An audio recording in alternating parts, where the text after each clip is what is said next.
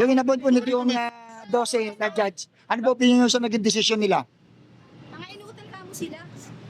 Inutil, mga inutil sila. Ah. Dapat sila para sa bayan, hindi para sa mga politiko. Mm. Pagsilbihan nila kapakanan ng bansa, hindi kapakanan ng mga politiko. Right? Wala natapalan ng mga yan, mga Supreme Court justices. Tama. Natapalan na sila ng pera. Since no 2022, dinaya ng Duterte ang Marcos yung 2022 national election.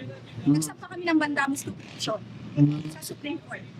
Nautusan ng COMELEC na mag-compress sila dun sa impact resolution na nilabas nila to reopen the ballot boxes in Santo Tomas, Batangas kung saan doon lumabas yung 20 million votes within 1 hour na hindi may paliwanag na saan galing.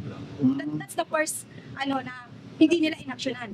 So doon pa lang, mahalata mo na nagkakaroon ng sabuatan ang COMELEC and also the Supreme Court justices. Kaya lahat ng mga petition namin, in case na sinampa namin sa Supreme Court, lahat na-dismiss. Ito pa itong ginawa, pinaka-worst na ginawa ng Supreme Court. Wala silang session. Walang pasok ng mga Korte Suprema. Pero anong ginawa nila? Nag-resume sila.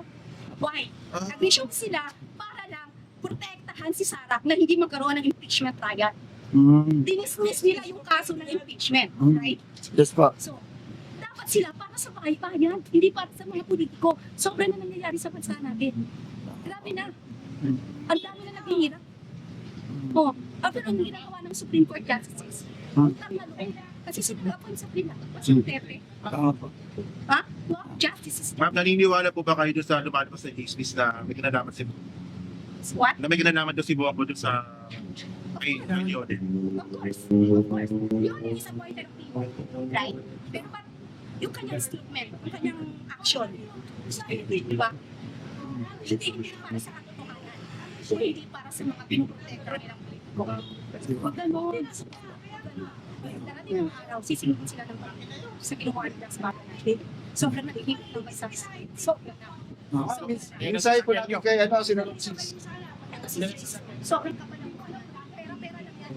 Pera-pera lang yan. Bakit kailangan niya alam? Sorry ang galit ko kasi kay Cheese sobra. Sobra.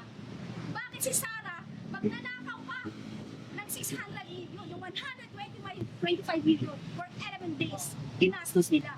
Pero hindi niya alam ko, hindi niya may paliwanag sa taong bayan saan niya dinala.